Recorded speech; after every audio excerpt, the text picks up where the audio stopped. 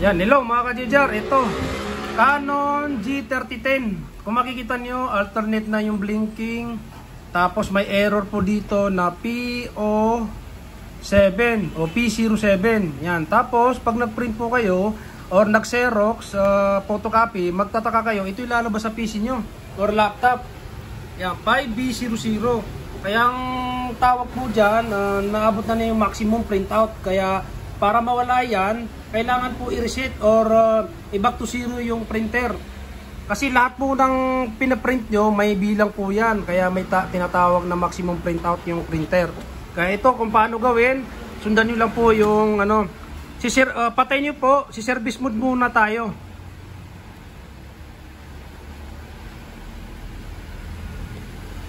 Turn off nyo po yung printer para pagka makapag-service mode tayo.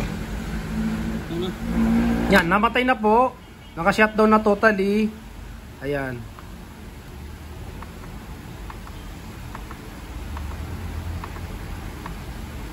Ilan yun, tol? 6. Yan. Pagka 6 po, yan po yung lalabas. Mag-blinking pa yan. Antayin po natin yan. Mag-standby. Pag-standby po, ito po yung kaklik na sunod nyo naman po pag nag-standby.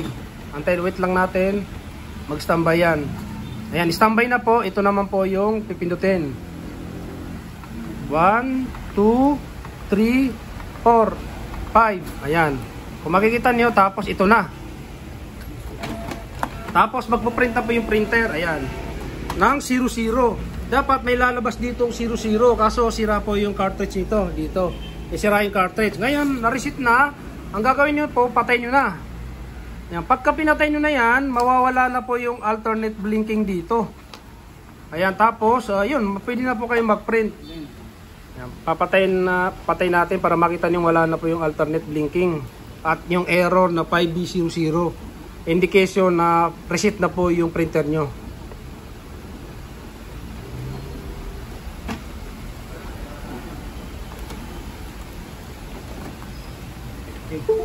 Yan, pinatay na natin. Ngayon, buksan niyo ulit. Yan, kung makikita nyo, wala na. Tapos ito, wala na yung PO7 o P07. Magwa-1 na yan, normal na.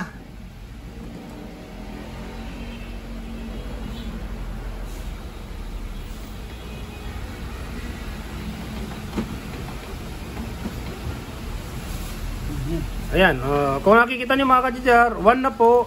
Standby, wala na. Ganun lang po paano i-back to zero yung printer na naabot na yung maximum.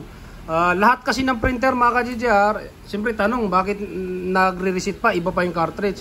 Yung sa reset kasi lahat po ng piniprint natin, Xerox, cleaning, print, scan, lahat po yan may bilang sa maximum printout. Kaya pag naabot niya yan, yun, kailangan na po i-reset. Kaya huwag kayong mag-alala, yun na lang po, tinuro namin sa inyo. Wala po tayong ginamit na service tools or resetter tools. Ganun lang, kamay-kamay lang po mga ka-JR. Kaya yun, kung nakatulong sa iyo yung video, huwag niyo pong kalimutan mag-like. Kasi yung like niyo po, napakalaking tulong po yan sa YouTube channel natin.